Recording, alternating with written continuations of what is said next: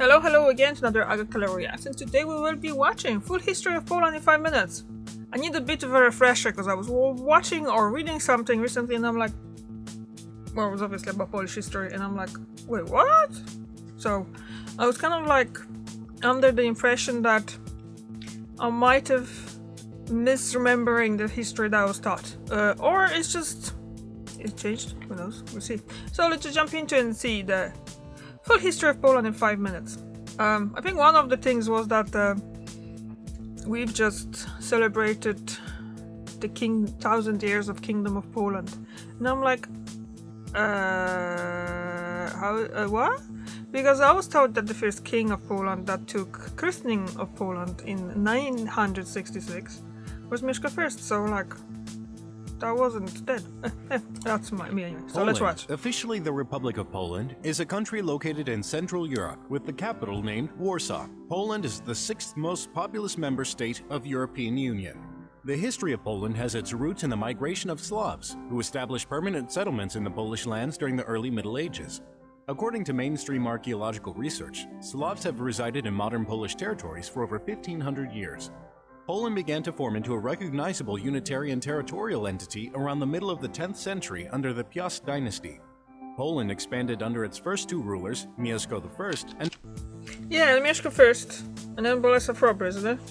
But why did they show the current map of Poland instead of just the, like, today's map of Poland instead of the current for the beginning? Because their maps available, like... Bolesław I. In 1386, Grand Duke Jogaila of Lithuania converted to Catholicism and married Queen Jadwiga of Poland. This act enabled him to become a king of Poland himself.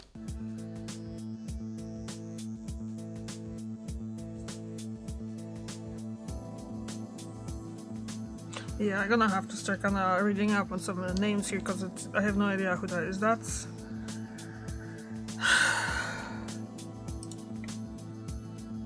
It wasn't that... What? Jogaila?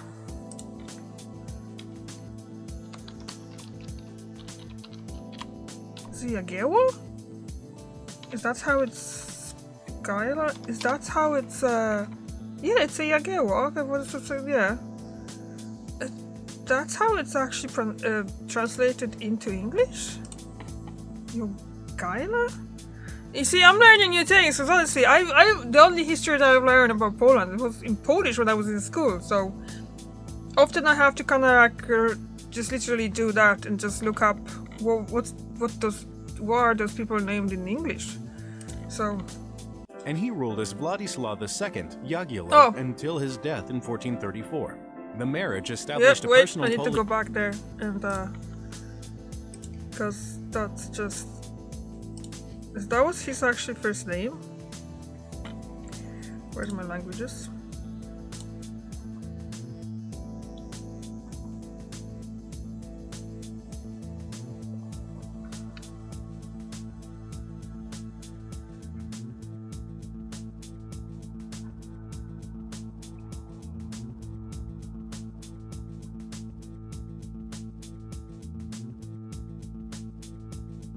I did never hear about that Jogaila, and it actually says here. And because it's in Latvian language. I mean, it makes sense because he was from Latvia. But I don't know. Maybe it's just because it was just this is how I was taught. That basically is just only Polish. Lithuanian Union ruled by the Jagiellonian dynasty. In the 16th century, Protestant Reformation movements made deep inroads into Polish Christianity, and the resulting Reformation in Poland involved a number of different denominations. The Polish Golden Age occurred in the beginning of the 16th century, in which the country's political system evolved into an early democratic monarchy and became one of the first multicultural states in history, with minorities' rights protected by the Union's laws. The reigns of King Sigismund I the Old and King Sigismund II Augustus witnessed an intense cultivation of culture and science, of which the astronomer Nicholas Copernicus is the best-known representative. Jan Kochanowski was a poet and the premier artistic personality of the... Whoa. I think I have to start watching some more stuff in English about Poland, because or maybe just get the way how you pronounce that surname. Jan. It's Jan Kochanowski, by the way. And I understand that people in English speaking going by Nicolaus Copernicus, well, it makes sense because I think that was his Latin name or something like that, but it's a bit different in Polish, but this is language in English, so it is in English, so yeah, but like wow.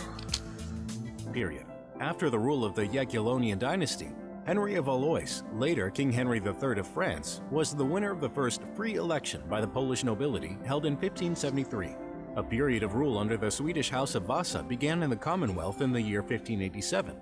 The first two kings from this dynasty, Sigismund III and Vladislav IV, repeatedly attempted to intrigue for accession to the throne of Sweden. After that was the reign of John II Casimir Vasa. The nobles' democracy fell into decline as a result of foreign invasions and domestic disorder. These calamities multiplied rather suddenly and marked the end of the Polish Golden Age.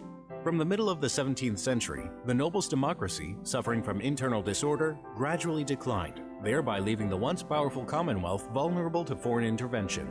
There was the Deluge, a Swedish invasion of Poland, which marched through the Polish heartlands and ruined the country's population, culture, and infrastructure. Around 4 million of Poland's 11 million inhabitants died in famines and epidemics throughout the 17th century.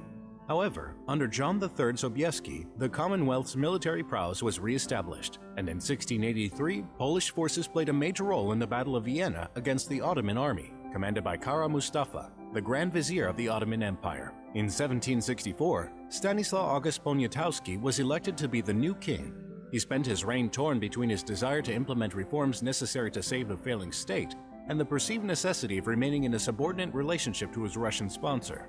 Although no sovereign Polish state existed between 1795 and 1918, the idea of Polish independence was kept alive throughout the 19th century. Yeah, you didn't say the right year, but they had the wrong year written. I just have to point it out because I see so many mistakes. There were a number of uprisings and other armed undertakings waged against the partitioning powers, such as the Uprising of November 1830, the Uprising of January 1863. Both were unsuccessful. After more than a century of foreign rule, Poland regained its independence at the end of World War I as one of the outcomes of the negotiations that took place at the Paris Peace Conference of 1919. On the eve of World War II, Poland was far from ready to confront Nazi Germany, which had been preparing for war for years. On September 1, 1939, Hitler ordered an invasion of Poland, the opening event of World War II. Poland had signed an Anglo-Polish military alliance as recently as the 25th of August and had long been in alliance with France. The two Western powers soon declared war on Germany, but they remained largely inactive and extended no aid to the attacked country. The greatest single undertaking of the Polish resistance movement in World War II and a major political event was the Warsaw Uprising that began on the 1st of August 1944. Even though Poland ended the war on the winning side and was re-established as a state, it fell under the influence of the Soviet Union and was forced to adopt communism as its political system and a satellite government, strongly dependent on its sponsors in Moscow. Labor turmoil in 1980 led to the formation of the independent trade union Solidarity, which over time became a political force. Despite persecution and imposition of martial law in 1981, it eroded the dominance of the Polish United Workers' Party, and by 1989 had triumphed in Poland's first partially free and democratic parliamentary elections since the end of the Second World War. Lech Walesa, a Solidarity candidate, eventually won the presidency in 1990. The Solidarity movement heralded the collapse of communist regimes and parties across Europe. The democratic opposition that took power at the turn of ages decided to refer to the tradition of the Second Polish Republic and renamed the country the Third Polish Republic. Poland immediately embarked on a path of fundamental reform, rapidly switching from a one-party system to political pluralism, from a state-controlled economy to a free market, as well as changing its international orientation from being a part of the Soviet bloc to joining NATO in 1999 and the European Union in 2004. After years of turbulent history, the country has finally found some stability and chance for growth and peace. Thank you for watching. Please check out our other animated history shows, and don't forget to share, like, and subscribe. I guess it's a base of showing, 5 minutes is not much to show 1,000 years of history. But that's what the comments are turned off. Interesting. I was going to say yeah. Anyway, it wasn't bad. It's not bad. There are a few mistakes. Mostly kind of like not historical mistakes in my opinion, but like the way how the names are pronounced and the fact that, let's say, instead of just doing 1775 till 1918, they had 1975 till 1918, so it's kind of obvious, weirdly, but it's this history of Poland, I guess. That might be kind of funnier, but okay. As a Polish person, I don't like the fact that they weren't showing the accurate maps of Poland in regards of the time that they were talking about. They would just keep showing the map of Poland that it's current. So this is only since 1945. So it's very small amount of time that we've been like that. But well, what can I do? It's probably easier for some people because that's how they see Poland right now. This is what Poland is for them. So they, but it's yeah. Okay, I'm not going to go into detail about what I didn't like because it's enjoyable. It's kind of just for 5 minutes. If you really want to learn Polish history, you should watch and read more things anyway. But this is kind of like, yeah.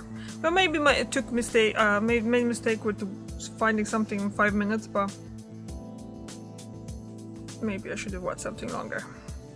It's my own mistake, I guess. I should blame myself. So thank you very much for watching, and I see you tomorrow. Bye.